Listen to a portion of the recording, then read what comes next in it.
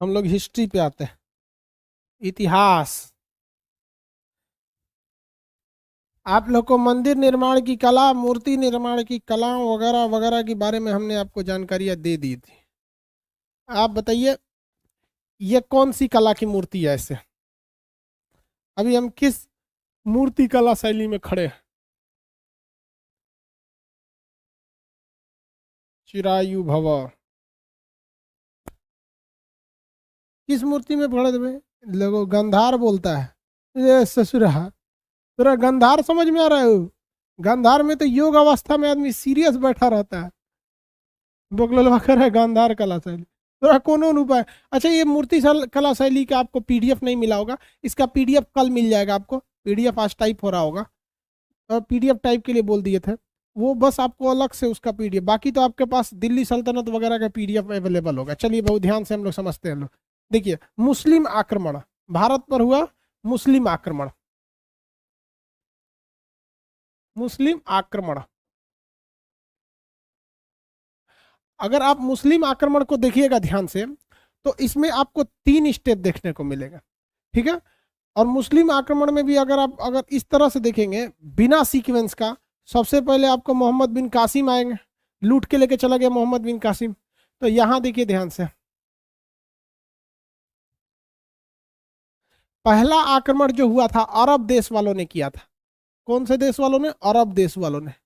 दूसरा आक्रमण हुआ तो टर्क का था, तुर्क आक्रमण। और तुर्क आक्रमण में भी अगर आप देखेंगे ध्यान से, तो तुर्क आक्रमण में एक था गजनबी, गजनबी सुबक्तगीन, इसी के खानदान का था। और दूसरा था गौरी। गौरी ससुरा अपना खानदान ही छोड़ दिया, उसी में से होने होते होते होते तो लास्ट में एगो बाबर आ गया। लास्ट में क्या आ गया? बाबर। अब बाबर से हो गया मुगल, मुगल से हो गया अंग्रेज, अंग्रेज से हो गया स्वतंत्रता, नेताओं का राज आ गया। किसका राज आ गया भैया? नेताओं का राज आ गया। चलो भाई देख ध्यान से समझते हैं, अरब आक्रमण को ध्यान से समझते हैं। कौन से आक्रमण को? अरब आक्रमण को। तो पहला हम समझते हैं अरब आक्रमणकारी मोहम्मद बिन कासिम, उसके बाद से गजनबी, और उसके बाद देखेंगे गौरी। गौरी से तो बहुत सारे वंश भी स्टार्ट हो गए सब।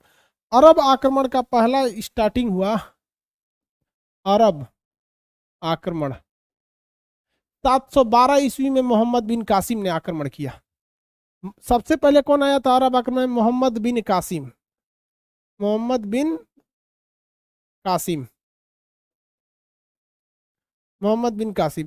इसने 2 बार आक्रमण किया। पहला 712 ईस्वी सिंध प्रांत में, दूसरा 713 ईस्वी मुल्तान, सिंध प्रांत में। कौन से प्रांत में?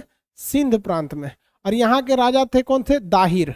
यहाँ के राजा दाहिर को पराजित कर दिया। उसके बाद किसे लिया? मुल्तान। मुल्तान, ये 2 साम्राज्यों को उसने जीत लिया था। 2 साम्राज्यों पर आक्रमण करके जीत गया। जीतने के बाद अल मंसूरा जगह था मुल्तान के पास, उसे राजधानी बनाया और फिर यहाँ से लौट गया। यहाँ पे उसने शासन नहीं किया, लेकिन यहाँ पर उसने एक नए प्रकार का टैक्स लगा दिया इस एरिया में, जिसका नाम था जजिया कर। भारत पर आक्रमण करने वाला पहला मुस्लिम आक्रमणकारी कौन था? क्या हो गया भाई?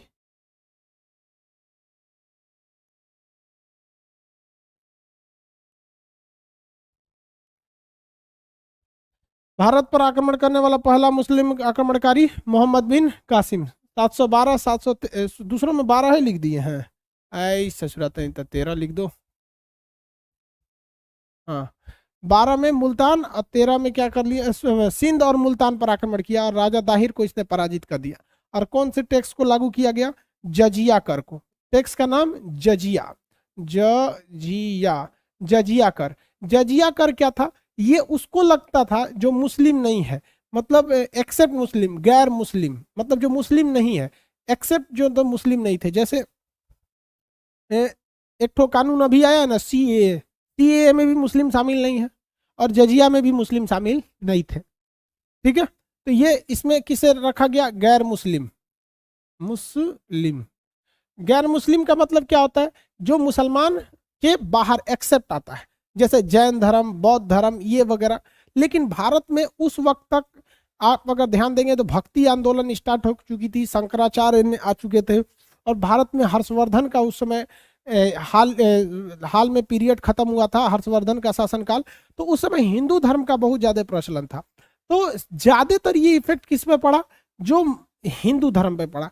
इस जजिया नामक कर में उसने 5 लोगों को बाहर रखा था। यह जजिया कर कैसा कर था? सुरक्षात्मक कर था। सुरक्षात्मक कर मतलब आपके ऊपर मुस्लिम आक्रमणकारी आए थे, सब आप टैक्स देंगे तो आप सुरक्षित रहेंगे, ना तो घर द्वार लूट के लेके चल जाता था। तो सुरक्षात्मक टैक्स लगाया गया था जो बिल्कुल अमानवीय था। इसको किसी हिसाब से किसी जाति के आधार पर किसी टैक्स का निर्धारण नहीं किया जा सकता। इसमें 5 प्रकार के छूट दिए गए थे। 5 लोगों को छूट दिया गया था। एक जो छोटे बच्चे थे जो नहीं कमा सकते थे, बच्चा, और एक जो बूढ़ा हो चुका था, जो बूढ़ा व्यक्ति, बच्चा और बूढ़ा तो बेचारे उठ बैठ नहीं पाते हैं, और बच्चा तो खुद कमाता नहीं है। दूसरा, तीसरे को इसने छूट रखा था विकलांग को,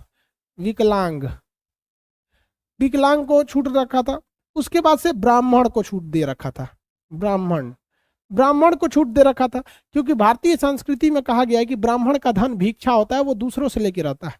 तो एक विकलांग हो गया, फिर ब्राह्मण हो गया। विकलांग लोग तो खुद आर्थिक रूप से सशक्त नहीं रहते। उसके बाद इसने महिलाओं को छूट रखा था। महिलाओं को छूट दे रखा था। तो इतने लोगों को जजिया टैक्स नहीं देना था। बाकी जो स्वस्थ हैं, मतलब एडल्ट जो कमाने वाले पुरुष हैं, उन्हीं के ऊपर ये टैक्स लगता था। अब बच्चे वगैरह ओवरऑल अगर आप देखिएगा तो इनकी संख्या, बूढ़े, बच्चे और मेनली ये बड़ी जनसंख्या हो जाती है। बच्चों की संख्या ज्यादा होती है, बूढ़ों की संख्या ज्यादा है, उसके बाद महिलाओं की संख्या ज्यादा है। विकलांग बहुत कम होते हैं, 1-8% मिलेंगे। ब्राह्मण अभी भी भारत में 2-3% एक जाति विशेष के रह जाते हैं। बट एक बड़े से आबादी को महिला, ये तो ओवरऑल आप ये कह सकते हैं कि 60% आबादी छोड़ के 40% आबादी के ऊपर ये टैक्स लिया जाता था, जो कि अमानवीय था। बाद में इसमें क्या किया, फिरोज शाह तुगलक आया। फिरोज शाह तुगलक ने क्या किया था, ब्राह्मणों पर भी जजिया कर लगा दिया। फिरोज शाह तुगलक ने किस पर जजिया कर लगा दिया? ब्राह्मणों पर भी। तो क्वेश्चन आएगा, ब्राह्मणों पर जजिया कर लगाने वाला कौन था? फिरोज शाह तुगलक। ब्राह्मणों पर जजिया कर लगाने वाला शासक फिरोज शाह तुगलक। भाई साहब, उसने किसको शामिल कर दिया? ब्राह्मण को भी जजिया कर देना था, फिरोज शाह तुगलक ने शामिल कर दिया। इसके बाद आया अकबर। अकबर जो था, अब आगे पढ़ाते जाएंगे तब ये सब समझते जाएंगे कब कब खत्म किया। अकबर ने जजिया कर को पूरी तरह से समाप्त कर दिया था। अकबर ने कहा कि भैया ये गलत है, जजिया कर नहीं लगना चाहिए। जाति के आधार पर टैक्स, धर्म के आधार पर टैक्स क्या है? गलत है। धर्म या जाति के आधार पर टैक्स गलत है। फिरोज शाह तुगलक, फिरोज FST लिख दिए हैं, वही है, वही फिरोज शाह तुगलक। अकबर ने खत्म कर दिया। अकबर के समाज सुधार में सबसे बड़ी भूमिका जोधाबाई की थी, क्योंकि जोधाबाई जो थी वो राजस्थान के कछवाहा वंश, जो राजपूतों का वंश था, उसकी शासिक रानी थी, और उसने अकबर को समाज सुधार में बहुत ज्यादा प्रेरित किया। इसके बाद आया औरंगजेब। कौन आया? औरंगजेब। ऐसे लाइन से नहीं है, हम ऐसे इस टेक्स्ट के संबंध में बता रहे हैं। औरंगजेब ने दोबारा जजिया कर को क्या कर दिया? स्टार्ट करा दिया। औरंगजेब के बाद आया फाइनली मोहम्मद शाह तुगलक, मोहम्मद शाह रंगीला। मोहम्मद शाह, इसको रंगीला बादशाह भी कहा जाता था। सोचो, नाच गाना बड़ी सुनते रहता था, बैल था। मोहम्मद शाह रंगीला। तो ये मोहम्मद शाह रंगीला ने फाइनली जजिया कर को समाप्त किया था। फाइनली जजिया कर, इसमें हर एक क्वेश्चन पूछे जाएंगे। पूरी तरह से जजिया को समाप्त करने वाला शासक मोहम्मद शाह रंगीला। पूरी कंप्लीटली जजिया समाप्त करने वाला शासक मोहम्मद शाह रंगीला। कंप्लीट डिमोलिश कर दिया था उसका। लेकिन ब्राह्मणों पर जजिया कर किसने लगाया? फिरोज शाह तुगलक। ब्राह्मणों पर जजिया लगाने वाला फिरोज शाह तुगलक। जजिया कर कैसा था? एक सुरक्षात्मक कर था, गैर मुसलमानों से लिया जाता था। इसमें 5 लोगों को छूट थी। याद रखने का तरीका सिंपल है, छोटका बचवा और जो बूढ़े हो गए हैं ये लोग, और महिलाएं भी नहीं कमाती हैं। तो बेसिकली इसमें कंसेप्ट ये रखा गया था, जो नहीं कमा पाते हैं, तो बच्चे नहीं कमा पाते हैं, बूढ़े लोग नहीं कमाते हैं, विकलांग, ब्राह्मण, महिला, ये 5 लोगों को उसने बाहर रखा था। लेकिन फिरोज शाह तुगलक ने किसे शामिल कर दिया? ये मतलब ब्राह्मणों को भी रख दिया। आगे बढ़ जाए, ये यहाँ से, और ये अरब आक्रमण जो आया था ये ज्यादा देर तक चला नहीं। ये लौट उठ के पैसा वैसा धन दौलत यहाँ से लिया, चला गया। मोहम्मद बिन कासिम यहाँ बैठ के शासन करने नहीं आया। इवन इसके बाद महमूद गजनबी भी आया, उसने भी शासन नहीं किया। अल मंसूर को इसने क्या बना दिया था, राजधानी बना दिया था। किसे हराया था, राजा दाहिर को हटाया था। किसे हराया, राजा दाहिर को इसने हरा दिया था, सिंध प्रांत के राजा दाहिर को। तो मुस्लिम आक्रमण का पहला चरण जो था वो अरब देश वालों ने किया था। किसने किया था, अरब देश वालों ने किया था। किसी को कोई दिक्कत नहीं, अरब आक्रमणकारी। अब हम पढ़ते हैं तुर्क। देखिए टर्की अलग है, तुर्क अलग है। तुर्क और टर्की में डिफरेंस समझिए। तुर्क और टर्की में डिफरेंस। टर्क नक्शा में देखिए,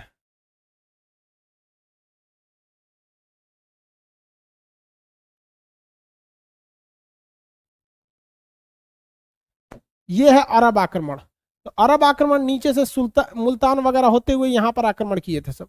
उस समय पाकिस्तान का वो एरिया था, अभी विभाजन के बाद 1900 को चला गया। तो ये एरिया पे ये लोग आक्रमण करके यहाँ पर टैक्स वगैरह लगा दिया। टर्क जो थे सब, टर्क वो इस एरिया में थे सब। टर्क ये ऊपर का एरिया कजाकिस्तान वगैरह वगैरह, ये जितना एरिया देख रहे हैं ये टर्कों का था, तुर्कों का। तो ये तुर्क वगैरह थे सब। इसी में आता है तुर्कमेनिस्तान, उज्बेकिस्तान, कजाकिस्तान, ये सब एरिया में ना टर्क ज्यादा थे सब। इसी में बाबर भी था, बाबर भी यहीं से आया, महमूद गजनबी भी यहीं से आया, गौरी भी यहीं से आया। तो तुर्क और टर्क में अंतर होता है, समझ में आ गया। एक और नक्शा में देखेंगे,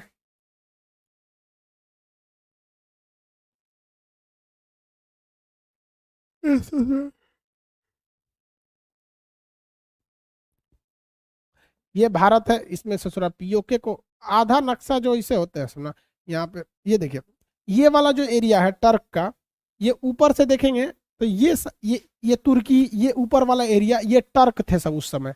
तो यहाँ से बहुत भारत पे आक्रमण हुआ, चाहे वो गौरी हो, गजनवी हो, या फिर टर्कों के काफी आक्रमण जो है सब, बाबर वगैरह यहाँ। अब हम लोग को देखते हैं टर्क आक्रमण। तुर्क आक्रमण में सबसे पहले कौन आएगा, महमूद गजनबी। कौन आएगा,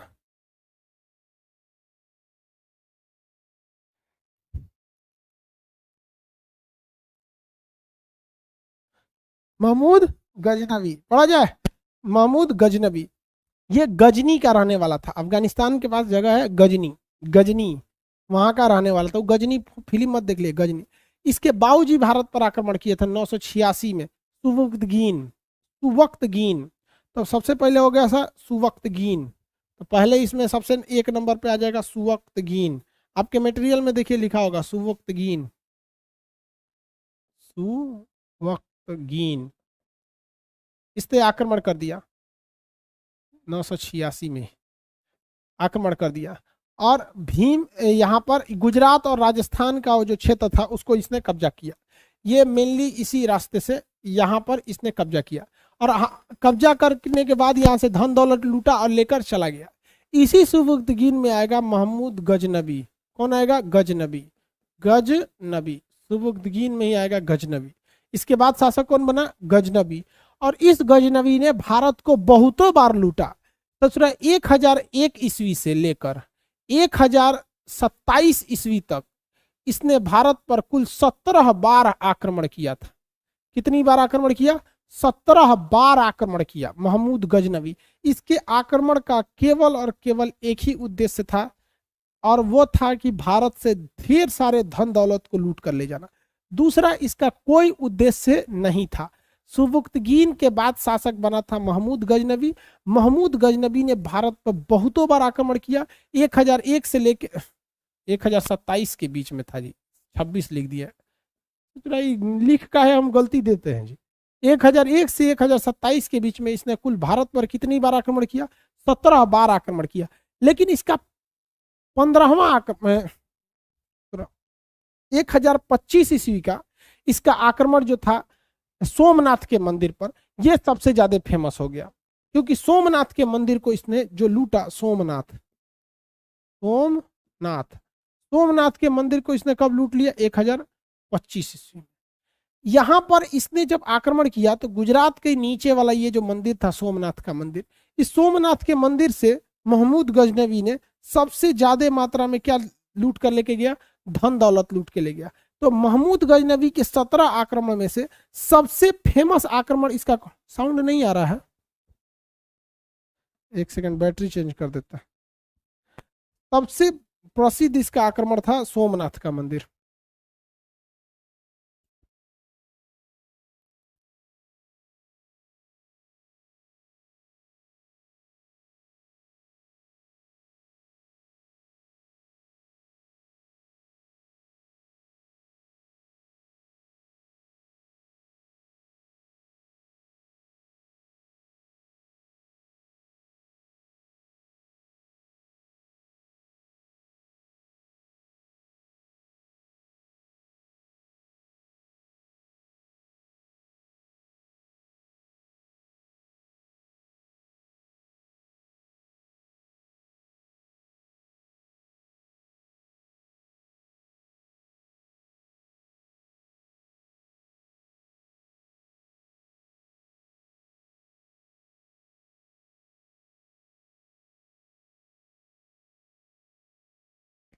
चलिए अब ध्यान से देखिए, सोमनाथ के मंदिर को जब इसने लूटा 1025 ईस्वी में, तो यहां से अपार धन दौलत लेके जब जा रहा था, तो रास्ते में इसका जाट जात के लोगों से, जाट हरियाणा में एक से एक मिलेंगे सबको, जाट मार और कर धो दिया सब इसको रास्ता में।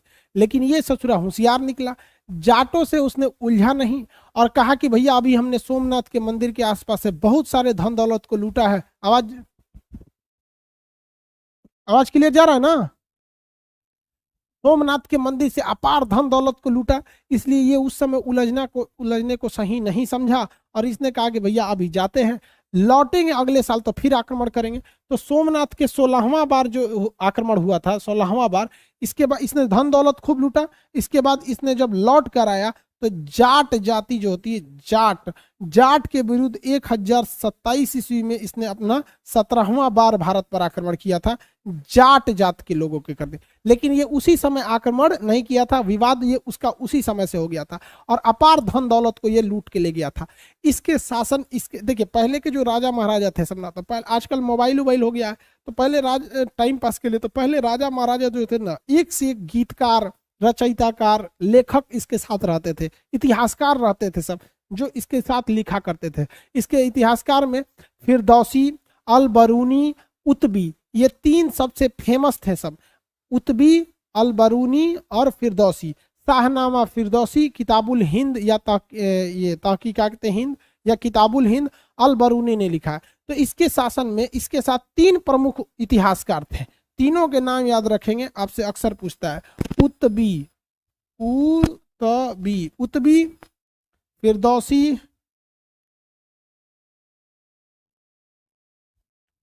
अल बरूनी,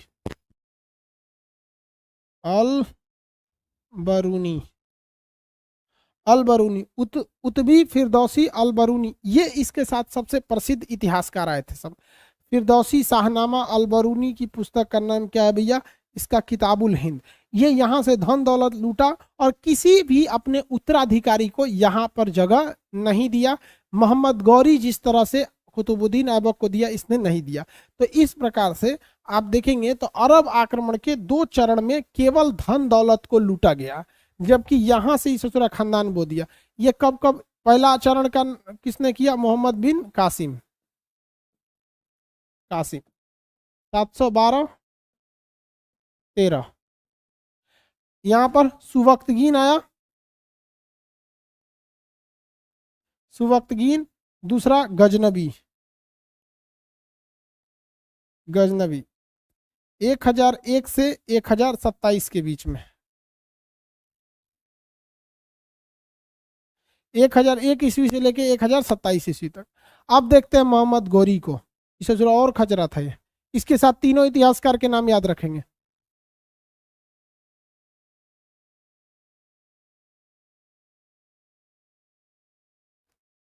हाँ, उधर जाके मर खप गया, वो 3 साल बाद मर गया था। तो सोच रहा कितना था जीना है, 3 साल बाद 1030 में के जाने के बाद मर और गया, तो इसको कौन पूछ रहा है? चल गया यहाँ पे। हम लोग के इतिहास में तो यही महत्वपूर्ण रखता है ना, भारत में तो मरा नहीं, ये बस यही महत्वपूर्ण रखता है कि सोमनाथ के मंदिर को 1025 ईस्वी में लूट लिया था। एक्चुअली भारतीय संस्कृति में आप देखें मंदिरों के पास अपार धन है, खास करके जो बड़े मंदिर है, तिरुपति बालाजी का मंदिर, शिरडी का साईं मंदिर, केरल के एक से एक मंदिर है सब, जहाँ पे टन में सोना रखा हुआ है, बाप रे बाप, सोना बहुत चढ़ाया जाता है। तो इसने देखा कि भैया लूट लो। उस समय हमारी पूरी एक अखंड भारत की कोई खास सेना नहीं थी, किसी किसी खास राज्यों की ही अपनी अपनी सेनाएं थी, समझ में आ रहा है।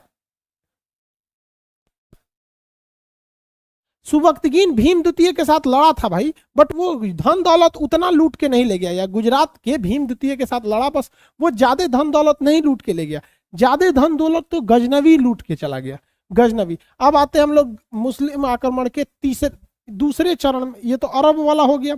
तुर्क आक्रमण के पहले चरण का नेतृत्व किसने किया था?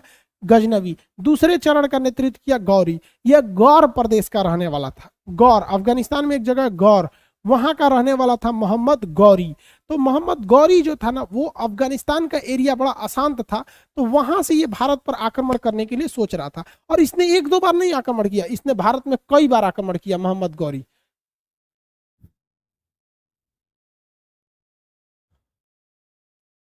मोहम्मद गौरी, भारत में जितने भी आक्रमण हुए वो इसी रास्ते से होते थे, क्योंकि ये उपजाऊ एरिया था और यहाँ पर धन दौलत ज्यादा थे। ये भारत का अभी का है और यहाँ पर पाकिस्तान थे। तो ज्यादातर आक्रमण अगर आप देखेंगे ना, सिंध हो जाएगा, यहाँ पर सिंध, पाकिस्तान के इस वाले एरिया में, मुल्तान वगैरह एरिया में, यही एरिया में ज्यादा आक्रमण होता था। जिसके रीजन देखिए, यहाँ पर हिंदुकुश पर्वत था। ये हिंदुकुश पर्वत ये रहता है, और ये अफगानिस्तान और पाकिस्तान के सीमा बनाता है अभी। तो यहाँ खैबर दर्रा, और यहाँ का सबसे फेमस दर्रा था उस समय का खैबर दर्रा, और एक और दर्रा था गोमल दर्रा। तो दो दर्रों के प्रयोग करके कोई भी आक्रमणकारी भारत में एंट्री मारता था। खैबर दर्रा, गोमल दर्रा, ये पश्तून के पास से इधर से निकलते हैं हिंदुकुश पर्वत को। तो मोहम्मद गौरी भी इसी रास्ते से आया था। इसकी भारत में पराजय भी हुई थी और जीत भी मिलते गई थी, लेकिन इसको सबसे बड़ा जीत जयचंद के वजह से तराइन के द्वितीय युद्ध में इसे मिल गया था। जयचंद और तराइन के द्वितीय युद्ध में। आप बताएंगे गोमल दर्रा और खैबर दर्रा किन पर्वतों में है? गोमल दर्रा और खैबर दर्रा किन पर्वतों में? गोमल दर्रा तथा खैबर दर्रा।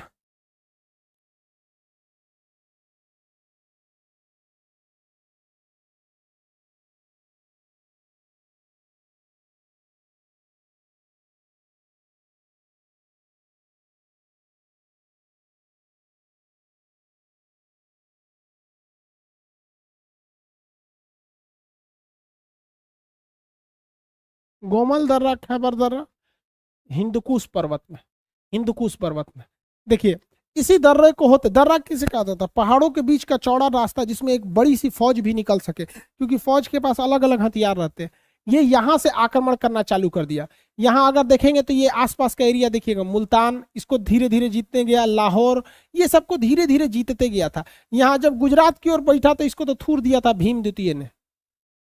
इसको 1178 ईस्वी में यहाँ पर इसकी पहली पराजय हुई थी। हालांकि ये भारत में एंट्री मारना चालू किया था 1175 से ही। तो यहाँ से धीरे धीरे एरिया को जीतते गया था। यहाँ जाने के बाद इसकी अच्छी खासी थी थुराई भी हुई थी यहाँ पर गुजरात में भीम द्वितीय के समय में यहाँ पर। लेकिन ये इस एरिया में जब कब्जा कर रहा था तो यहाँ पर पृथ्वीराज चौहान का साम्राज्य आ जाता था राजस्थान में। तो पृथ्वीराज चौहान को स्पष्ट पता था कि मोहम्मद गौरी से ये राजस्थान का एरिया सुरक्षित नहीं है। तो ये मालवा के शासक जयचंद्र के साथ मिलकर 1191 में, आपको पढ़ा दिए, तराइन के प्रथम युद्ध में मोहम्मद गौरी को हरा दिए। लेकिन 1192 के तराइन के द्वितीय युद्ध में जयचंद किसके साथ मिल गया? मोहम्मद गौरी के साथ मिल गया और पृथ्वीराज चौहान को पराजित करा दिया। उसके बाद 1194 के युद्ध में, चंदवार के युद्ध में, इनको भी मार दिया मोहम्मद गौरी, और इस पृथ्वीराज चौहान को भी बंधक बना दिया, इनका भी साम्राज्य छीन लिया। यहाँ पर मोहम्मद गौरी भी लौट गया, ध्यान से समझिए, मोहम्मद गौरी भी लौट गया। लेकिन अगर वो कोई बेटियां ना फसल रहती तो दिक्कत नहीं हुआ रहता। ये तीनों लौट गए थे सब, चाहे मोहम्मद बिन कासिम भी लौटा, सुबक्तगीन और महमूद गजनबी भी लौटा, मोहम्मद गौरी भी लौटा। लेकिन ओकर लड़कियां जो थी वो कुतुबुद्दीन ऐबक के साथ बियाह कर लेलस फंस के। अब ओकरा चक्कर में, ओकरा दहेज के चक्कर में, समझ जाइए, तो यहाँ का वो मुल्तान देती है ओकरे चक्कर में। आप बताइए, अगर मोहम्मद गौरी जो था, अगर उसका बेटी का बियाह ना हुआ रहता कुतुबुद्दीन ऐबक से, और कुतुबुद्दीन ऐबक गुलाम ना होता, तो ये तो देने की जरूरत नहीं पड़ती, चल गया रहता। बहुत सब तांडव कर दिया सब।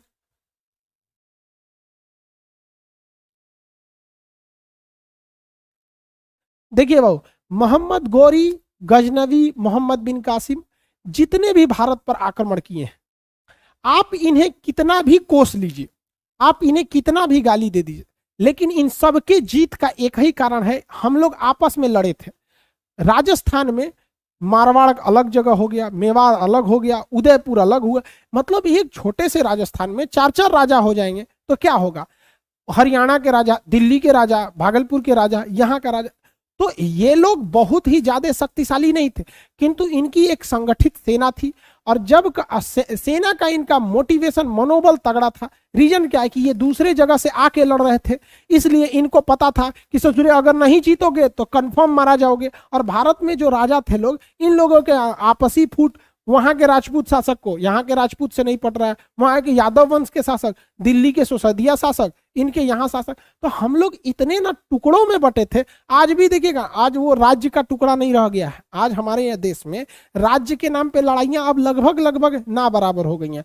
कुछ महाराष्ट्र साइड में या फिर इधर देखा जाता है, वो भी बहुत कम अब हो गए हैं सब यहाँ पर। ऐसा नहीं है, यहाँ साउथ इंडियन, नॉर्थ इंडियन, ये सब की लड़ाई अब बड़ी नहीं रहेगी। अब लड़ाई पॉलिटिशियन की हो गई है। पहले लड़ाई राजा के नाम पे होती थी, हम फलाना के राजा, तुम इनके राजा, हम उनके राजा। अब आप बताइए, 1857 की क्रांति में जो सिंधिया शासक थे मध्य प्रदेश के, उन्होंने तो भारत का बहुत बड़ा साथ नहीं दिया था वहां पे, उस वंश में 1857 की क्रांति के वक्त में वहां पर। या फिर आप देखिएगा, हमारे यहाँ खुद के भारतीय सिपाही था जो दिल्ली में अंग्रेजों के गोदाम में आग लगा दिया। तो हम लोग खुद के अंदर से कमजोर थे, चाहे वो अंग्रेज आए हों, चाहे मुगल आए हों, या कोई भी आए हों। आप उन्हें उनको आप एक वक्त के लिए अगर छोड़ दीजिए गलत ठहराना, तो एक बार देखिए हम लोग की खुद की कितनी बड़ी गलती थी। समझ रहे हैं कि नहीं?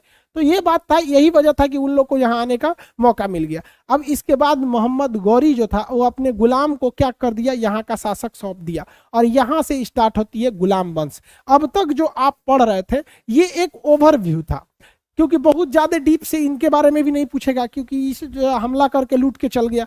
गजनी के बारे में भी नहीं, गौरी के बारे में भी ज्यादा नहीं पूछेगा, लेकिन इसके गुलाम से ज्यादा क्वेश्चन पूछेगा। तो अब हम लोग को पढ़ना है गुलाम वंश के बारे में। किस वंश के बारे में भैया? गुलाम वंश। तो स्टार्ट करते हैं हम लोग गुलाम वंश। गुलाम वंश को गुलाम वंश क्यों कहा गया? क्योंकि मोहम्मद गौरी के गुलाम से चालू हुआ था। ट्रिक याद रखिएगा, वंशों के ट्रिक, भारत में ट्रिक, गुलाब खिले तो सांस लो। क्या सांस लो? गुलाब खिले तो सांस लो। अच्छा सांस, खुशबू आएगी। क्या करना है भैया? गुलाब खिले तो सांस लो। ये एक ट्रिक है। पहले कौन सा वंश आया था भैया? गुलाम से, गुलाम वंश, गुलाम वंश। खिले से खिलजी वंश। इसमें सबसे फेमस था कौन सा? खिलजी, अलाउद्दीन खिलजी। तुगलक वंश। खिलजी से सांस, सांस से क्या हो जाएगा? सैयद वंश। लो से हो जाएगा लोधी वंश। आप में से कितने लोग बता सकते हैं कि लोधी वंश का अंत किसने किया? लोधी वंश का अंत किसने किया? लोधी वंश का अंत किसने कर दिया था?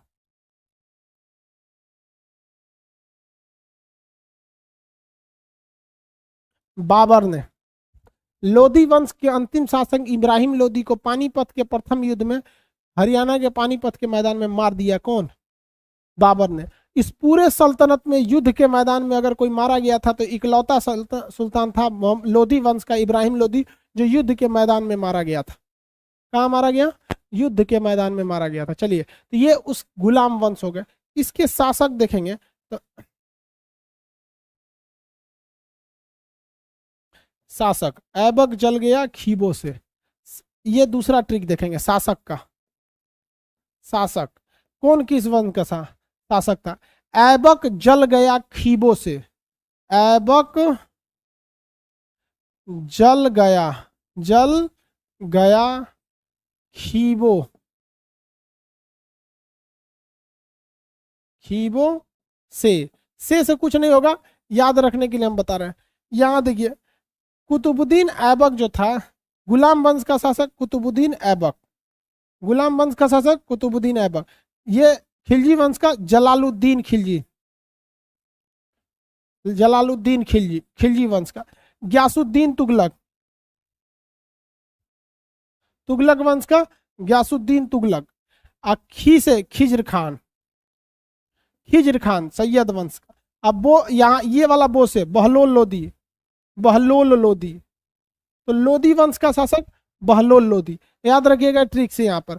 गुलाम वंश का कुतुबुद्दीन ऐबक, खिलजी वंश का जलालुद्दीन मोहम्मद खिलजी, तुगलक वंश का गयासुद्दीन तुगलक, तुगलक वंश का गयासुद्दीन तुगलक, सैयद वंश का खिज्र खान, लोदी वंश का बहलोल लोदी, लोदी वंश का बहलोल लोदी। इसमें सबसे लंबा शासन किसने किया? बकलोल लोदी नहीं रे, बहलोल लोदी।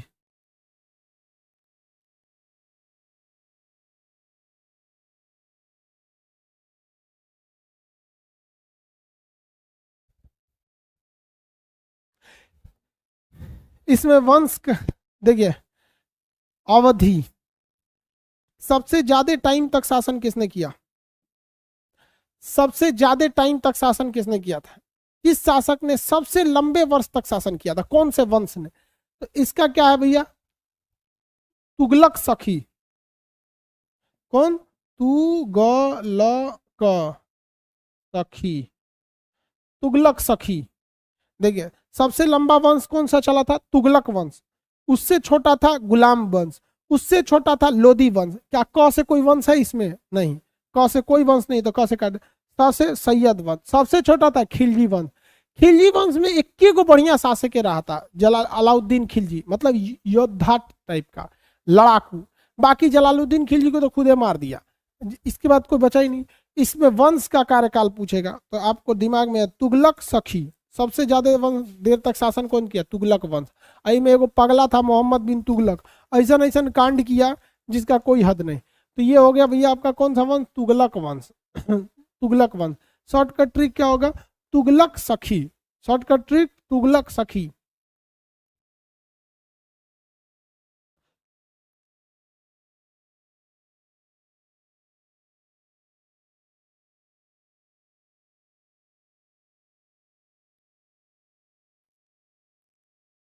आगे बढ़े, किसी को कोई दिक्कत नहीं? इस ट्रिक को 4 बार याद रखेंगे। बताइए, वंश के नाम में गुलाब खिले तो सांस लो, शासक के नाम पे ऐबक जल गया खीबों से, किसका कार्यकाल ज्यादा था? तुगलक सखी। इसमें कार्यकाल पूछ देता है। अब हमको स्टार्ट करना है गुलाम वंश। गुलाम वंश, गुलाम वंश किसका गुलाम था? मोहम्मद गौरी का गुलाम था। क्या नाम था? कुतुबुद्दीन ऐबक।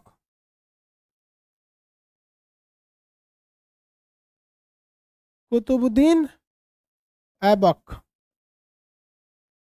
देखो भाई, कुतुबुद्दीन ऐबक जो था ये बहुत ही दानवीर था, मतलब लोगों को बहुत दान देता था, इसलिए इसे हातिम कहा जाता था। लोगों की दान और मदद देने के कारण इसे बहुत मदद करता था, इसलिए हातिम कहा जाता था। दान बहुत ज्यादा देता था, इसे लाख बख्श कहा जाता था। लाख बख्श, लाखों रुपए में ये दान दे देता था। इसे पूरा कुरान याद था, तो एक्चुअली कुरान जिसे याद रहता है उसे हाफिज कहा जाता है। हाफिज, उससे बड़ा होता है मुफ्ती, ये सब बहुत बड़े बड़े होते हैं ना, तो हाफिज था। तो इसे पूरा कुरान याद था, तो पूरा कुरान शरीफ याद होने की वजह से इसे कहा जाता था कुरान बख्श। इसे क्या कहा जाता था? कुरान बख्श। तो ये बहुत ही मतलब गरीबों के प्रति दयालु रहता था, दान देता था, इसलिए इसे लाख बख्श, लाखों रुपए दान देता था। गरीबों की मदद करने के कारण इसे हातिम कहा जाता था। इसे पूरा कुरान याद था, इसे इसलिए इसे कुरान खान, कुरान बख्श या कुरान खान कहा जाता था। इसके गुरुजी का नाम था बख्तियार काकी। इसके गुरुजी का नाम क्या था? बख्तियार काकी। तो बख्तियार काकी के याद में इसने एगो मीनार बनवाया जिसका नाम था कुतुब मीनार। तो कुतुब मीनार कुतुबुद्दीन ऐबक अपने गुरु बख्तियार काकी के याद में बनवा रहा था, न कि ये अपने लिए बनवा रहा था, ये अपने गुरु के लिए बनवा रहा था। तो पहला ये क्या था? इसे क्या कहा कि किस किस नाम से जाना जाता था? गरीबों की मदद करने के लिए हातिम। हातिम, गरीब की मदद करना था तो जजिया हटा देते। ये बताओ, अगर इतना ही गरीब की मदद करना था तो जजिया हटा देते, सब बराबर से रहते सब। ठीक है, कौन जो हमका जजिया नहीं हटाए? हातिम। उसके बाद क्या कहा गया? कुरान खान। कुरान खान। और क्या कहा गया? लाख बख्श, लाखों में दान देने के कारण लाख बख्श, लाख बख्श कहा गया। गुरुजी का नाम क्या था इसका? बख्तियार काकी।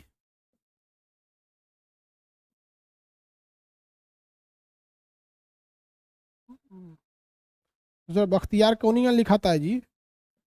बख्तियार, बख्तियार काकी, गुरु का नाम बख्तियार काकी। इनके लिए क्या बनवाया था? कुतुब मीनार। इन्हीं की याद में कुतुब मीनार बनवा रहा था। इनके याद में क्या बनवा रहा था? कुतुब मीनार।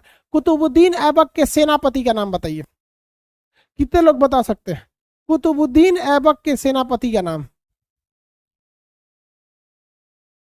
कुछ आइडिया? हम एक बार नक्शा के क्लास में बता चुके हैं। कुतुबुद्दीन ऐबक के सेनापति का नाम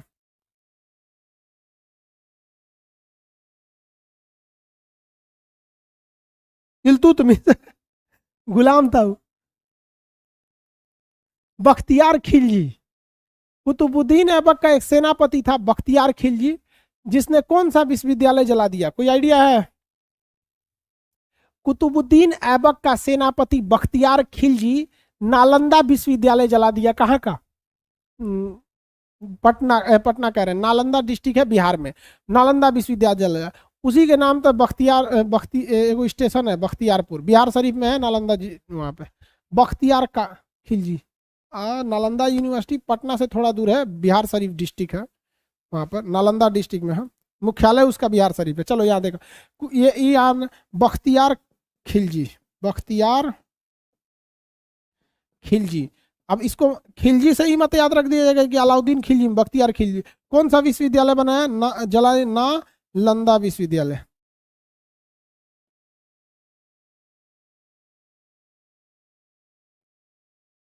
नालंदा यूनिवर्सिटी को क्या कर दिया था? तबाह कर दिया। और इसने कौन सा शहर बसाया था? बिहार शरीफ। आज नालंदा जिला का मुख्यालय क्या है? बिहार शरीफ। एक स्टेशन है बख्तियारपुर, स्टेशन का नाम है वहां पर, स्टेशन यहाँ पर। इसने अजमेर पर आक्रमण किया, वहां पे उस समय अजमेर में गया था आक्रमण करने। तो अजमेर में इसने 2.5 दिन का झोपड़ा नामक मस्जिद बनवाया था। ऐसा कहा जाता है कि वो एक संस्कृत स्कूल था, उसको मंदिर ना कह के उसके संस्कृत स्कूल था। क्यों? क्योंकि स्कूल क्यों कहा जाता है? देखिए, मंदिर तो एक डिजाइन से पता चल जाता है कि मंदिर है, स्कूल भी डिजाइन से पता चल जाता है। घर और स्कूल का स्ट्रक्चर अलग होता है, कमरे ज्यादा रहते हैं। तो 2.5 दिन का झोपड़ा जो मस्जिद है उसे 2.5 दिन में कंप्लीट करा लिया इसने अजमेर में। कहां पर? अजमेर में। अजमेर में 2.5 दिन का झोपड़ा, 2.5 दिन का झोपड़ा। ये क्या चीज है भैया? मस्जिद है। एक्चुअली में ये कोई विद्यालय था। कैसे पता चलता है कि ये विद्यालय था? पता ऐसे चलता है कि हम आपको बताए थे चौहान वंश में एक हरिकेली नामक कविता लिखी गई थी। किसने लिखा था? विग्रह राज चतुर्थ विशलदेव के समय हरिकेली नामक संस्कृत नाट्य पुस्तक लिखी गई थी। तो हरिकेली नामक संस्कृत नाट्य पुस्तक के कुछ श्लोक आज भी यहाँ पर देखने को मिल जाते हैं। तो ये बताया जाता है कि भैया ये संस्कृत स्कूल था, कोई पाठशाला वगैरह चलते थे, क्योंकि उसका डिजाइन ना मंदिर की तरह है और ना ही मस्जिद की तरह है, वो एक स्कूल के प्रांगण की तरह है। तो उसका का 2.5 दिन में बन गया। अब बहुत बड़ा भी नहीं है, बहुत छोटा भी नहीं है, नॉर्मल है। अब 2.5 दिन में बन के तैयार हो गया। तो आप खुद से सोचिए ना, उस समय ना क्रेन होता था ना जेसीबी होता था। हाँ, ये बात अलग है कि आप उस समय डिजाइनिंग ज्यादा होती थी, बट टाइमिंग भी तो लगता था। सोच रहा 15-20 साल तो ताजमहल बनने में लग गया। तो जेसीबी वो सब नहीं था, तो 2.5 दिन में बना के रख दिया। तो ये उस समय का था।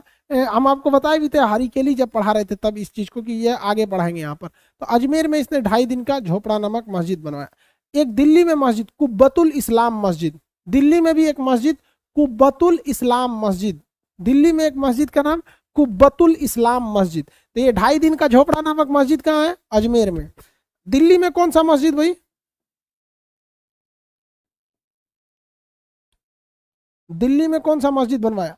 कुब्बतुल इस्लाम मस्जिद। दिल्ली में कुब्बतुल इस्लाम मस्जिद, कुब्बतुल इस्लाम मस्जिद। तो ध्यान से देखिए, कुतुबुद्दीन ऐबक अपने गुरु बख्तियार काकी की याद में कुतुबुद्दीन मीनार बनवाया। 2.5 दिन का झोपड़ा मस्जिद अजमेर में, कुब्बतुल इस्लाम मस्जिद दिल्ली में। इसका सेनापति बख्तियार खिलजी नालंदा विश्वविद्यालय को क्या कर दिया? जला दिया था। यहाँ पर बिहार शरीफ नामक शहर बसाया। ये लाखों में दान देता था, लाख बख्श। कुरान याद था, कुरान खान कहा जाता था, हातिम कहा जाता था। गरीबों के प्रति थोड़ा सा सहानुभूति रखता था। इसे पोलो खेलने का बड़ा शौक था, यानी चौगाना खेलने का शौक था। तो लाहौर में इसने ये चौगाना खेल रहा था। लाहौर में क्या खेल रहा था? चौगाना। चौगाना समझते हैं? फुटबॉल, एगो फुटबॉल ले लीजिए, घोड़ा पे बैठ के एगो डंटा से उसको मार मार हाँकिए, तो घोड़ा सही से हाँक रहा था, तो ससुराएंगे लपक के मारने गया, बस गिर गया उसी पे से। आज जब गिरा तो इसको घोड़ा खान दिया। इसको क्या खान दिया? घोड़ा खान दिया। तो कुतुबुद्दीन ऐबक की मृत्यु चौगाना खेलते वक्त गिर जाने से हुई, क्योंकि गिरने के बाद इसे घोड़ा खान दिया था। तो घोड़ा खान देने की वजह से इसकी क्या हो गई? मृत्यु हो गई। घोड़ा खान देने की वजह से इसकी मृत्यु। खान देने का मतलब समझते हो? सीबीएसई वाला पूछ रहा है, खान देने का मतलब होता है कोड़, मतलब इसे दो तरीके नहीं समझता। घोड़ा लाते से कचार दिया इसको। कुतुबुद्दीन ऐबक को घोड़ा जो ना लात से कचार दिया था, इसे टब टूट दिया उसको बढ़िया से, गटई उटई पे पैर रख दिया, मुड़क गया गटइये, चल गए यहाँ कुतुबुद्दीन ऐबक, घोड़ा खान दिया उसको। इसीलिए हेलमेट पहन के खेलना चाहिए। तो इसे जो जाकर 5-5 कुंटल के घोड़ा होता है, सब राजा महाराजा का घोड़ा तो और तगड़ा होता ना, गटइये पे मार दिया होगा एक लात, मुड़ गया, यहाँ पे चल गए वहां। उस समय एम्स भी नहीं खुला था कि बचाया जा सके। लाहौर में तो अभी एम्स नहीं है। तो उस समय भारत की राजधानी उस वक्त लाहौर हुआ करती थी। बाद में दिल्ली आई, कलकत्ता भी गया, आगरा भी गया, आगरा से फतेहपुर सीकरी भी गया, बड़ा बड़ा राजधानी चेंज हुआ, बट दिल्ली ही सबसे ज्यादा सुटेबल राजधानी रहा है। ठीक है, किसी को दिक्कत?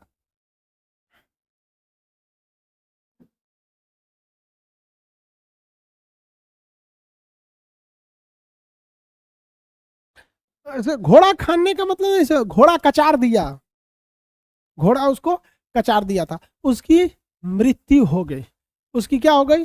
मृत्यु हो गई। कुतुबुद्दीन ऐबक की मृत्यु हो गई। समझ में आ गया? अब कुतुबुद्दीन ऐबक के बारे में आगे कल समझाएंगे। ठीक है, आज के लिए इतना ही, आगे कल समझा देंगे।